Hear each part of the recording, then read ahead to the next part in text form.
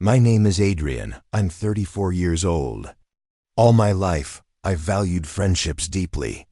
Maybe too much because I rarely questioned whether people truly cared for me or if they were just using me. If I called someone a friend, I shared my family, my time, my secrets with them. One of those friends was Mark. For years, he was by my side at birthdays, family gatherings, even on my hardest work days. Our kids went to each other's parties. Our spouses spent time together. I saw him like a brother. But sometimes, the deepest wounds come from the people we trust the most. One day I realized my calls were going unanswered, my messages ignored. At first, I thought he was busy. But eventually, I understood it wasn't just distance. He had cut me and my family out of his life. Months went by. No word from Mark, not even a simple hello. We weren't invited to his kids' birthdays, nor to any family dinners. At first, it hurt deeply. I asked myself, what had I done to be discarded like this? Maybe I'd said something wrong. Maybe there was a misunderstanding. But the more I searched for an answer, the only thing I found was silence. And that silence ate away at me. Because a man I had stood by for years disappeared without even giving me an explanation. In a way, Mark had shown me my worth in his eyes. I was someone to be dropped the moment I wasn't useful. For 6 months, he didn't say a single word. I swallowed my pride and stopped reaching out too. My family was hurt as well. They had been excluded just like me. By then, Mark was no longer part of our lives. Then one day, everything changed. I finally took the step I had been dreaming about for years. I acquired a business. Call it coincidence or fate, but that business happened to be directly tied to Mark's greatest passion. Something he had talked about endlessly, yet never managed to achieve for himself. And suddenly, after 6 silent months, Mark reappeared. My phone rang, and there was his name on the screen. When my phone rang and his name lit up on the screen, a strange feeling swept over me. A man who had said nothing to me for 6 months was suddenly calling again. I hesitated. Part of me said, ignore it. Forget the one who forgot you. But another part of me, filled with curiosity and a desire for closure, pressed the button. I answered. On the other end, his voice was cheerful, as if nothing had happened. Brother, it's been so long. How have you been? There was no regret, no shame in his tone. He had cut us out of his life for half a year, yet now he wanted to pick up right where he left off. I stayed calm, keeping my tone neutral. I'm fine, busy with work. How about you?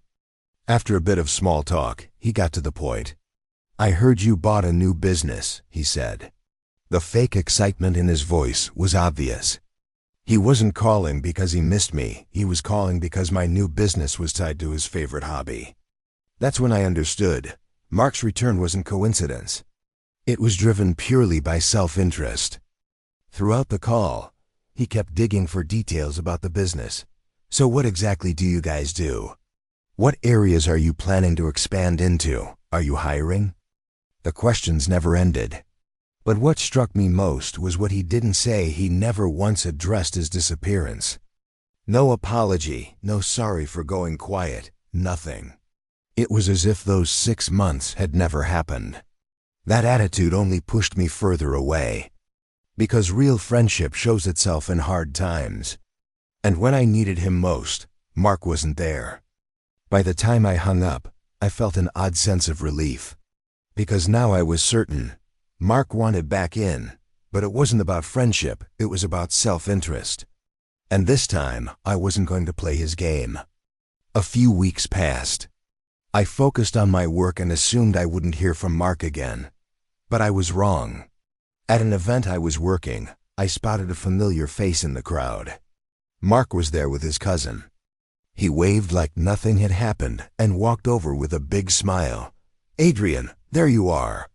The ease in his voice only irritated me more. He tried to introduce me to his cousin, attempted to chat about my work, future projects, anything that might open a door. But I stayed professional. I kept my focus on my job, gave short answers, and didn't allow unnecessary familiarity. Because I knew he wasn't there to reconnect. He was there to find an opportunity. After that day, he tried calling a few more times, sending messages here and there, but I always kept my distance. I didn't answer. I didn't engage. Eventually, he seemed to give up, and everything went silent again. But one question kept echoing inside me. Did he come back out of real regret, or was it just jealousy and self-interest? Deep down, I knew the answer. Because true friends, when they return, start with an apology. Mark's only aim was to get a piece of what I had built. That night, I made my decision. I would never let him back into my life, because someone who ghosts you once will do it again. To me, Mark was nothing more than a shadow of the past. I thought Mark had gone quiet for good, but I was wrong. This time, he chose a different path, mutual acquaintances. Within a few weeks, I started receiving messages from old friends. "Mark wants to talk to you. He regrets everything," they said. Some added, "Maybe it was just a misunderstanding between you two." But I knew better. Mark would never apologize directly. He'd always use others as messengers. Because for him, pride mattered more than sincerity. One evening, a friend texted me, "Mark is impressed with your business. He actually wants to work with you." I looked at the screen and smiled. So that was his game all along. The man who had never valued me now dreamed of working under what I had built. From then on, Mark's attempts became more visible. He started liking my business posts on social media. A few times he even commented, "Amazing work, brother." That word brother made me both laugh and fume. Because if he'd been a real brother, he wouldn't have ghosted me for 6 months. Soon, he pushed further. At a gathering organized by a mutual friend, I noticed he'd come specifically because I would be there. He walked through the crowd with a forced smile and said, "Brother, can I give you a hug?" I pulled back and offered only a handshake. In that moment, he realized the distance between us was permanent. But Mark didn't give up easily. This time, he tried a different route, my family. He texted my wife saying, "Adrian is so busy, sometimes he's misunderstood. I really miss our old friendship." He even tried sending small gifts to my kids. That was my red line. Friendship was one thing, but crossing into my family was another. I picked up my phone and sent him a short, sharp message, "Stay away from my family. If you have something to say it to me. But don't cross their boundaries." He didn't reply, but I knew then, Mark wasn't remorseful. He was desperate, and he would try every possible way to crawl back into my life. Sometimes at night, lying in bed, I'd ask myself, why is he trying so hard? Why is a man who stayed silent for 6 months now so desperate? The answer was simple. He didn't want me back. He wanted what I had built. That's why every attempt only gave me more strength. Because with each struggle, his true face became clearer. To me, Mark was no longer a friend, he was a mirror showing me a lesson. Real friendship isn't measured by words, but by absence. And through his absence, Mark had taught me everything I needed to know. Finally, the day came when Mark's voice went completely silent. My phone stopped ringing, no more messages. Even on social media, he began leaving no trace. It seemed he had given up, but I knew better. His silence was never peace. It was the calm before the storm. Because men like Mark never truly disappear. They lurk in the shadows, waiting for an opportunity. And I knew, sooner or later, he'd try again. But this time, I was ready. Because I had learned the rules of his game. And I had begun making a plan of my own. One day, when I thought Mark had finally disappeared, I faced an unexpected visitor at work. As I walked through the door, the receptionist rushed over to me. "There's a man here to see you." When I looked past her, I locked eyes with Mark. He wore a wide grin, as if nothing had happened months ago. He extended his hand. "Adrian, my friend, I wanted to see your business. You're really doing amazing things here." My heart raced. Inside me swirled anger, surprise, and a bitter sense of satisfaction. I led him into my office, but the whole time, one thought echoed. He's not here for friendship. He's here to take a piece of what I've built. As we sat in my office, his eyes scanned everything. The documents on the shelves, the projects on the desk, even the energy of the staff, it all seemed to fascinate him. "Being here feels powerful," he said. Then he dropped the bomb. "You know, I think I'd be a great fit here. We could even work together." His words echoed in my head. The man who had ghosted me for 6 months was now asking me for a job. I kept silent, my expression neutral. But inside I was screaming. So this was it all along. Not friendship, just self-interest. When I didn't respond, he pushed further. "Look, Adrian, whatever happened before was silly. Maybe there were misunderstandings, but I want to be by your side now. I want to share in your success." I looked into his eyes, searching for remorse. But there was none. What I saw instead was envy. He wanted to step into the world I had built because it reflected everything he had failed to achieve in his own life. I smiled. "Mark, I'm busy right now. I can't say anything for certain," I told him. But inside, I whispered to myself, "I'll play this game with you, but the rules will be mine." From that day forward, a plan began to take shape in my mind. Mark had hurt me many times, disregarding our friendship, excluding my family, vanishing in my darkest days. But now, his own greed had brought him back to me, and I was going to use that. I would expose his fake friendship in front of everyone. The time would come when all would see why Mark had returned, and no excuse would save him. This time, revenge would be crafted with patience. As the weeks went on, Mark began appearing more frequently around me. He tried attending my events, hinted to mutual acquaintances that he and I were on good terms again. People came up to me saying, "Mark seems different now, he really cares about you." But I knew the truth, and I continued with my game. I didn't tell him no directly. I didn't slam the door shut. Because true revenge isn't about rejection, it's about letting someone walk in, only to reveal the truth to their face. And as I watched Mark walk step by step into his own trap, I felt both bitter and sweet satisfaction. Because this time, the control was entirely mine. Mark's persistence was growing. Every time he tried to learn more about my business, chatting with my employees, even daring to give his own ideas about projects. In public, he acted like my partner, which made me both laugh and fume. Because in reality, he had no role at all, but in front of others, he wanted to look as if he did.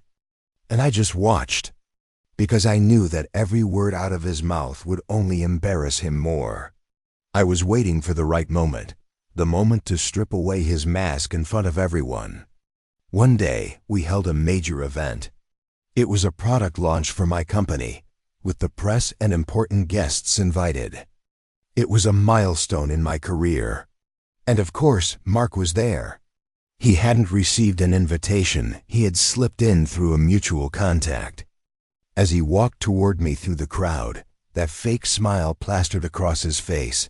He threw an arm over my shoulder and loudly told everyone, "Adrian and I have been friends for years, we built this success together."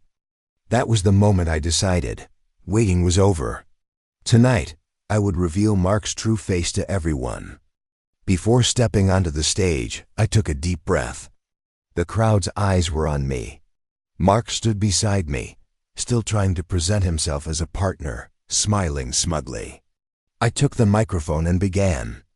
"Tonight, we're not only here to showcase our new products, but also to honor the true heroes of this journey," I said. I thanked my employees, expressed gratitude to my family. Then I turned slightly toward Mark. And sometimes life shows us who truly stands by us, and who only returns when they see an opportunity. The room fell silent. Mark's smile froze on his face. Mark quickly tried to cut in. "Adrian, don't get me wrong, we're friends," he said loudly. But the game was already over. I turned to the crowd and spoke clearly. For 6 months, This man ghosted me and my family. He ignored my calls, excluded us from his life. But the moment my business touched on his hobby, he suddenly came back. And now here he is, in front of everyone, trying to take credit for what I built." The crowd murmured. Mark's face turned bright red, his lips trembled. For the first time, his fake confidence crumbled. Some in the crowd shook their heads, others whispered among themselves. Mark turned to me helplessly. "Adrian, please." But I cut him off. "True friendship shows itself in hard times," I said. "And you weren't there, Mark, which means you don't belong here now." I placed the microphone back on the table. Mark retreated under the weight of the crowd's eyes, his pride shattered. As I stepped down from the stage, I felt an indescribable peace. The moment I had waited for years had arrived. I had torn his mask off in front of everyone. After that night, my phone wouldn't stop buzzing. Mutual friends, relatives, even people from my professional circle called and texted. Some said, "Adrian, what you did was brave, respect." Others couldn't hide their shock, asking, "Did you really have to do that in front of everyone?" But I knew the truth. Real faces are revealed only under the light. The best moment to unmask Mark was in front of everyone. If I had done it privately, he would have twisted the story, painted himself as the victim. Now he had no excuses left. The stories Mark had spread through our circle quickly crumbled. The man who once said, "Adrian is like a brother to me, it was all a misunderstanding," had fallen into silence. Because now everyone knew the truth. He had disappeared for months and only returned when he saw an opportunity. But he didn't quit. A few days later, I received a long message from him. "I was wrong, I admit it, but you went too far. I only wanted to be by your side." I read the message and smiled. He still didn't understand. He never wanted to be by my side. He wanted to take from my side. I didn't reply. My silence drove him even more desperate. He started posting on social media, "True friendship isn't broken by misunderstandings." But people pushed back in the comments. "True friendship isn't disappearing for 6 months and then returning when it's convenient," they wrote. He was isolated now. Being humiliated in front of the crowd wasn't enough. His own words were now collapsing on top of him. The mask of friendship had shattered completely.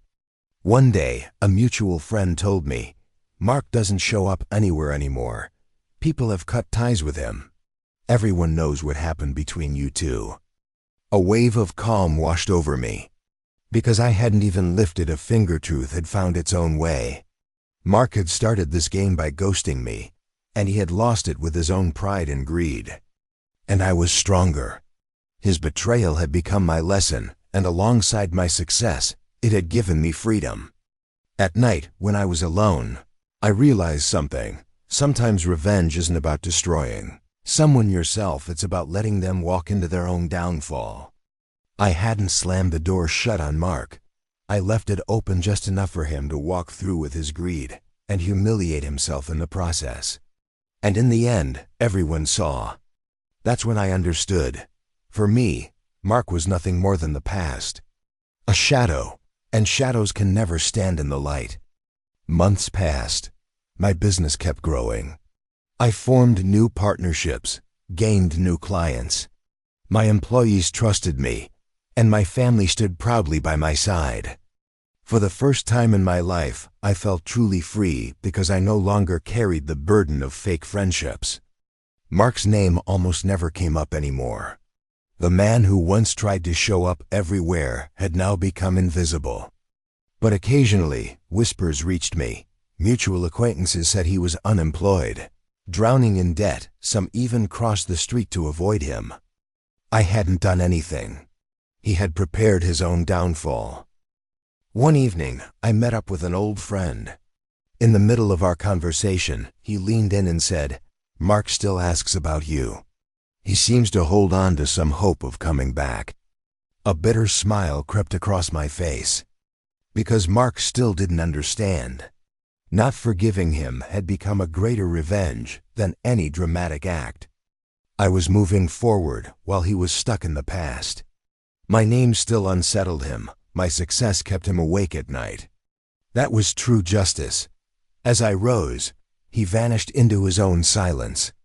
Even years later, I sometimes ask myself, was he ever really a friend, or was it all just convenience from the start? The answer is clear. True friends don't abandon you, especially not after all the moments shared with your family. Mark gave me only one lesson. Don't judge people by their words, but by their actions. And during those 6 months, his action was silence. That silence told me everything I needed to know about who he really was. Eventually, I began living as though Mark had never existed. I made new friends, strengthened my ties with my family. My business gave me not only financial success, but also inner peace. But sometimes, in the middle of the night, my phone would buzz with a message from an unknown number. Short, quiet, ashamed words. Hope you're well. Or sometimes just a single dot. I knew it was him. But I never replied. Because sometimes the strongest response is silence.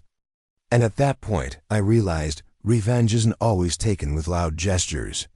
Sometimes, revenge is simply leaving someone alone with your absence. To Mark, I had become an unreachable dream, a past he could never return to. In his life, I was a void he couldn't fill. But in mine, he was nothing but a shadow. That night, I made myself a promise. Those who erased me from their past will never walk beside me in my future. And I whispered to myself, true revenge is freedom. If you liked this video, please comment and subscribe.